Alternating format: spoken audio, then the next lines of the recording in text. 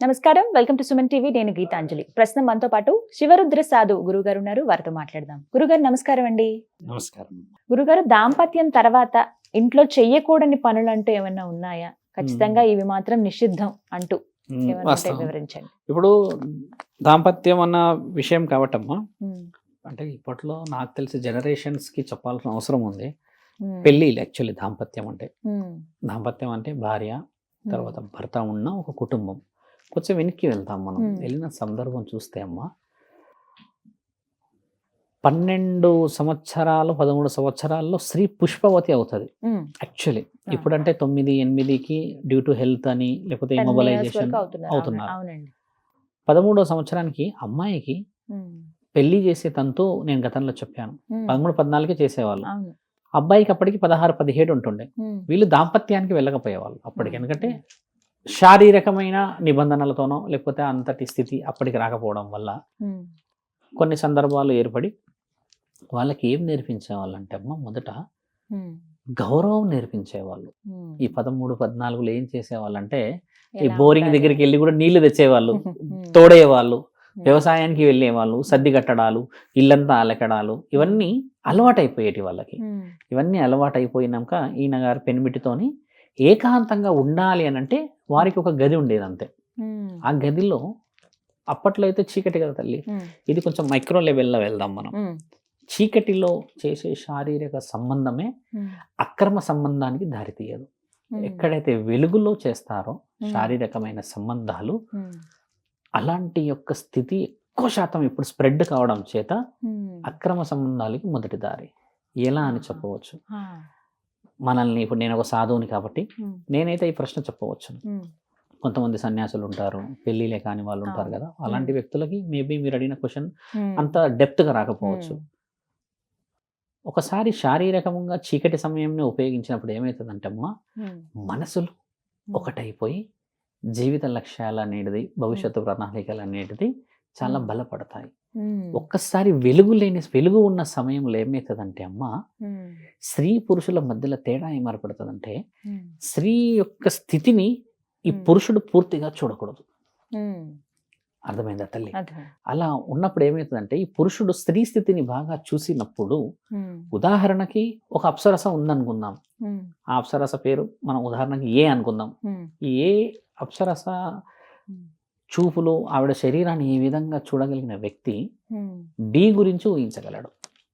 అందుకే చీకట్లో చేయాలి. ఇప్పుడు అక్రమ సంబంధాలన్నీ ఎలా ఏర్పడ్డాయంటే, ఎక్స్ప్రెషన్స్ తోని ది ఫీల్.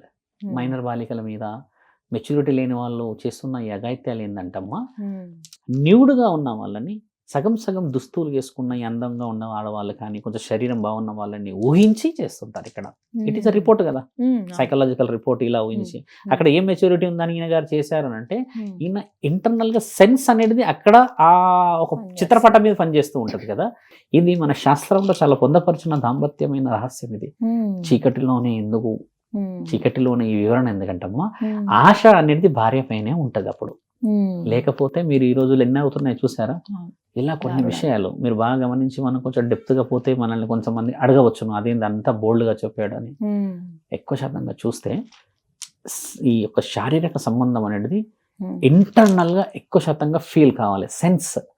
సెన్స్ అనేది స్త్రీ ఎక్కువ శాతంగా ఫీల్ అయ్యి, ఎవరైతే భావప్రాప్తి విషయాన్ని మొదట స్థితిని చూస్తారో ఆ పోలిక కడుపులో పుడుతుంది.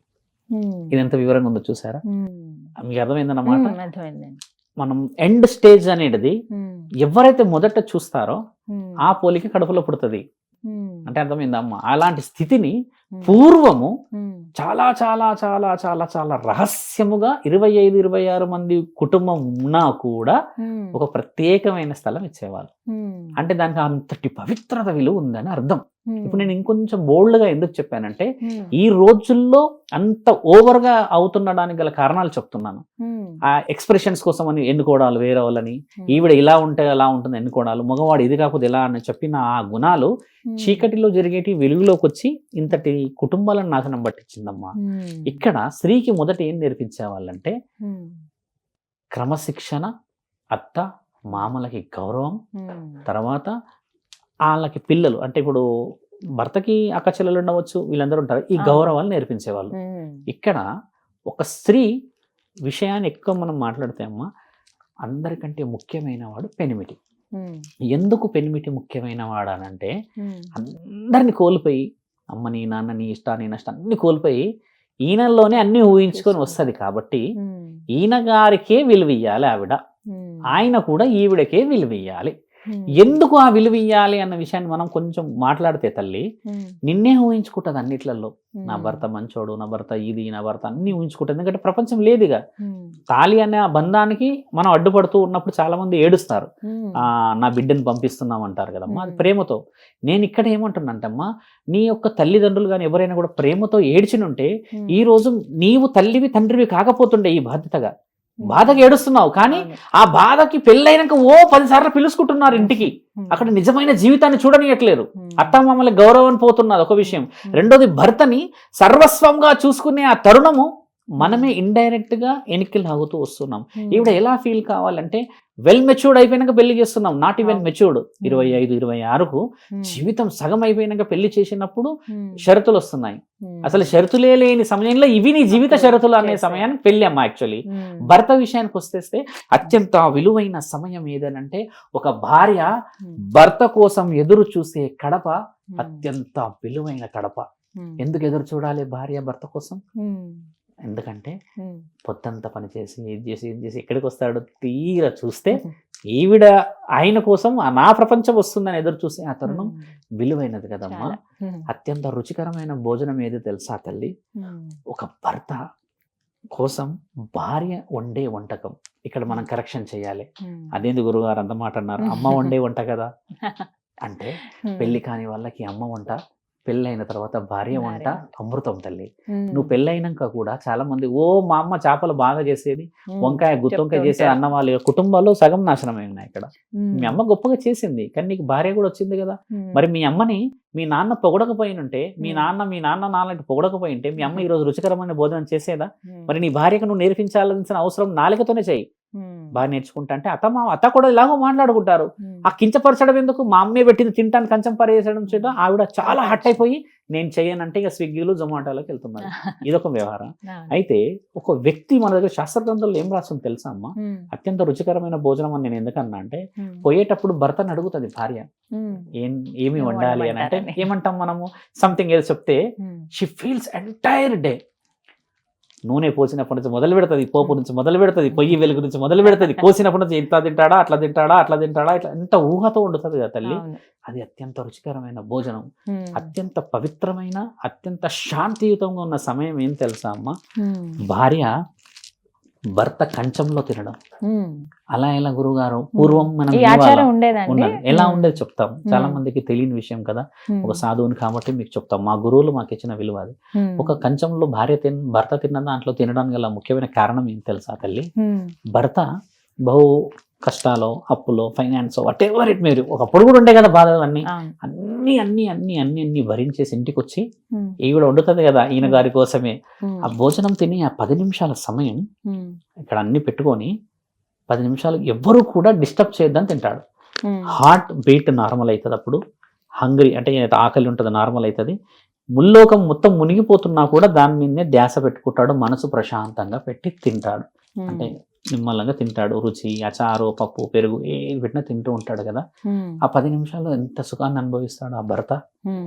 ఆ కంచం అంత విలువైనదని, ఆ సుఖం నాకు దొరకాలని తింటది అందులో. అంతో దాని అర్థం అదే ఉంది. శాస్త్ర గ్రంథాలు, ఇతిహాస పురాణాలు దేవాది దేవతలు తిన్నారనేది లేదు. నా భర్త ఆ అన్నం తినేటప్పుడు పడ్డ ఆ సుఖం కొద్దిగన్నా నాకు వస్తే నేను అనుభవిస్తా అన్న తరుణం ఇది. ఇలా వచ్చిన ఈ దాంపత్య జీవితంలో ఏమేమి కోల్పోతున్నారంటే మీరు ఏం చెయ్యకూడదు అన్నారు మీరు దాంపత్యంలో. నేను చేసే పనులు చెప్తున్నాను. శారీరకమైన సంబంధం అనే విషయం అమ్మ, భార్యాభర్తలు పొయ్యి వెలిగించినా కూడా, ఇంట్లో శుచి శుభ్రత ఏది చేసినా కూడా అది నిజమైన బంధం, పవిత్రమైన బంధం కాబట్టి అర్హత ఉంటది. అదే నువ్వు అక్రమంగా చేస్తే అర్హత ఉండదు. ముట్టు అంటూ రెండిటికి తేడా అదే తల్లి. ఇప్పుడు మన దాంట్లో గర్భం దాల్చిన స్త్రీ మహాపంట అంటారు. మన దగ్గర కొన్ని కార్యక్రమాలు ఉంటాయి. కానీ ఆ మహాపంట గర్భం ఒకసారి ఏమంటారు కన్న తర్వాత 21 days ఆ స్త్రీని ముట్టుకోరు, భర్త కూడా ముట్టుకోడు. ఎందుకంటే రక్తస్రావం తీవ్రంగా అవుతుందని గల అర్థం ఏం తెలుసా అమ్మా? ఈ పురుషుడి యొక్క పిండం వల్ల ఆవిడ అండాలు విడుదలయ్యి బిడ్డని కనడం వల్ల ఇది ముట్టయింది. అందుకని 21 days కి ఆ స్త్రీ యొక్క రక్తస్రావం ఆగిపోతుంది అక్కడికి. యాక్చువల్లీ శాస్త్రగ్రంథాల ప్రకారం 21, ఇప్పుడు కొంతమంది అనిల్ తీసు వల్ల లాంగ్ అవుతుంది, కానీ 21 లాస్ట్. ఆ 21 days తర్వాత ప్యూరిఫైడ్ హెల్దీగా ఉండడం వల్ల ఈ పేరు కార్యక్రమాల్లో పవిత్రమైన శరీరానికి పెడతాం మనం. ఈమె అపవిత్రంగా ఉంటది కదా, పెట్టలేదు. అందుకని అంతకుమించి వేరేది ఏం లేదు. మీరన్న దాంపత్యం ఏదైతే ఉంటుందమ్మా ఎలా ఉండవచ్చు అని అంటే, నాలిక చాలా చాలా చాలా జాగ్రత్తగా వాడిన ప్రతి స్త్రీ కుటుంబం ఈరోజు చాలా బహు ఉత్తమముగా ఉన్నది. గౌరవం అంటే చూడమ్మా, రాగానే లేచి నీళ్ళు ఇచ్చేసో లేకపోతే 4 రోజులు ఉంటావా 3 రోజులు ఉంటావా అని కాదు. మన వాళ్ళ కోసం ఎదురు చూస్తూ ఉన్న ఎందరో ఆడళ్ళు ఉన్నారు కదా, వాళ్ళందరికీ ఏం చెప్తున్నా అంటే, భర్తను కూడా అదే విధంగా గౌరవం ఇవ్వాలి స్త్రీకి. ఓ నేను అది చేస్తాను ఇది చేస్తాను చెప్పడం కూడా పురుషుడి యొక్క ముఖ్యమైన విలువ కోల్పోవడం ఏం తెలుసా? వేరే వాళ్ళని పొగడడం. నేను ఇందాక చెప్పాను లైవ్ పవిత్రమైన ఎగ్జాంపుల్ ఎలా చెప్పానంటమ్మా, మీ అమ్మ వంటని భార్య వంటని పొగడడం అనేది మానితే, ఒక రోజు మీ అమ్మ కూడా ఒక ఇంటికి కోడలే కదా, ఒకప్పుడు అది బిడ్డనే కాబట్టి ఈవిడ నేర్చుకోదు. అలాంటి స్థితిని తెచ్చి హట్ చేయొద్దు. దాంపత్యం అనే విషయానికి వచ్చేసరికి కూడా అమ్మ, ఒక ఫ్లెక్సిబిలిటీ ఉన్నా కూడా నీవు టైం స్పెండ్ చేయకపోతే ఆమె నీ యొక్క టైం మరి ఎక్కడ స్పెండ్ చేయగలదు? నీవే సర్వస్వం వచ్చేది కదా. ఏ భార్య కూడా భర్త వజ్రాలు వైడూర్యాలు తీసుకొస్తాడా అని నాకు తెలిసి ఎదురు చూడదు తల్లి. 3 మల్లెపూలు ఉన్నాయా లేవా చేతిలో చూస్తుంది. ఆ 3 మల్లెపూలు 30 రూపాయలే తల్లి మార్కెట్లో. గది తేలేని నీవు 300 రూపాయలు పెట్టేసి మందు కొనుక్కొని తాగేసేసి తందానాలాడుతూ బండి మీద తుల్లుతూ వస్తే అయినా నీకు వండే పెడుతుంది అన్నం. ఏం విలువిచ్చావు నువ్వు ఇక్కడ? 3 మల్లెపూలు తీసుకొచ్చినంత మాత్రాన ఆవిడ నిన్ను ఏం చేస్తాను కాదు, ఆమెకి ప్రయారిటీ ఇచ్చావు అనేది గమనిస్తుంది. ఈ తరుణమే దాంపత్య జీవితంలో చాలా చాలా కోల్పోతున్నాం మనం. అమ్మతో పోల్చిన తరుణం అనేది ఎలా ఉంటదంటే అమ్మ, నీ కుటుంబానికి అమ్మ గొప్ప, కానీ ఒక అమ్మని ఒక నాన్నని వదిలిపెట్టొచ్చిన స్త్రీకి ఇచ్చే గొప్పతనం ఏంది మరి నీవు?